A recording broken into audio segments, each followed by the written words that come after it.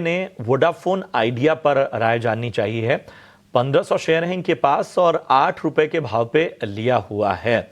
बताएं Gaurang sir, Vodafone idea 8 रुपए की खरीदारी, बताइए निकल जाना बेहतर है या कहीं और मौके देखें या थोड़ा पेशेंस दिखाएं? देखिए प्रशांत भाई, ये राय इस वोडाफोन आइडिया पर हम उन निवेशक को दे रहे हैं जिनके पास जोखिम झेलने की क्षमता बहुत ही ऊपर की तरफ है। तो पांडे जी के पास अगर उतनी ही जोखिम झेलने की की क्षमता है तो ये अपना निवेश बना करके रहते हैं। लेकिन ऐसा नहीं है कि वोडाफोन आइडिया 7 रुपए से आपको बहुत जल्द 15, 20, 25 रुपया होता हुआ नजर आएगा। हमारा लक्ष्य 9 रुपए का है, इनकी खरीद 8 रुपए पर। तो बहुत ही साधारण सा लक्ष्य हमारा। और जैसे मैंने कहा, ये stock high risk high return है और जिसके पास जोखिम झेलने की क्षमता है वो इस पर ध्यान दे सकते हैं। अन्यथा इसी क्षेत्र में भारती एयरटेल है, रिलायंस इंडस्ट्रीज भी है, क्योंकि जियो का कारोबार इनके पास।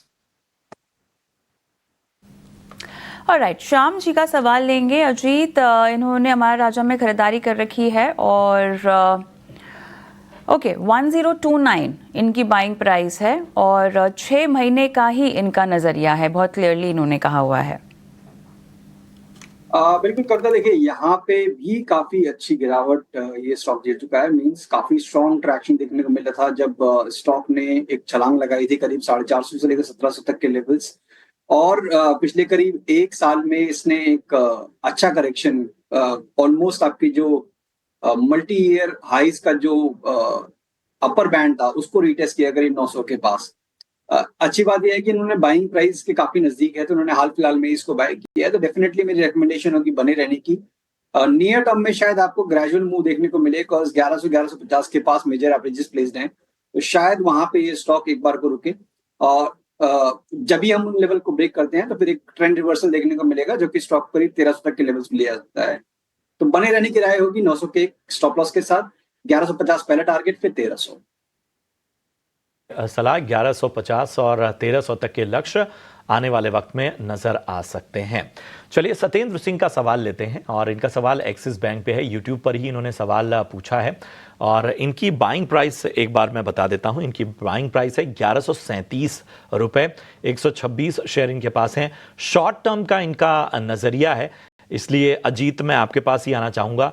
छोटी अवधि के नजरिए के साथ एक्सिस बैंक में इन्होंने जो है नहीं, ये हम थोड़ा सा ठीक करेंगे। 1137 इनकी बाइंग प्राइस है, ये प्लेट जो है वो गलत है।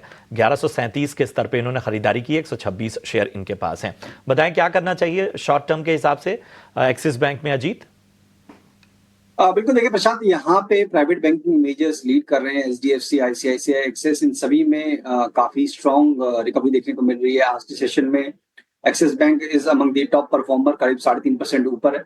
मोमेंटम मुझे लगता है कि कैरी होता नजर आएगा। तो बिल्कुल अगर शॉर्ट टर्म का भी नजरिया है तो मुझे लगता है करीब 1190-1200 तक के लेवल्स के लिए डेफिनेटली इनको बने रहना चाहिए।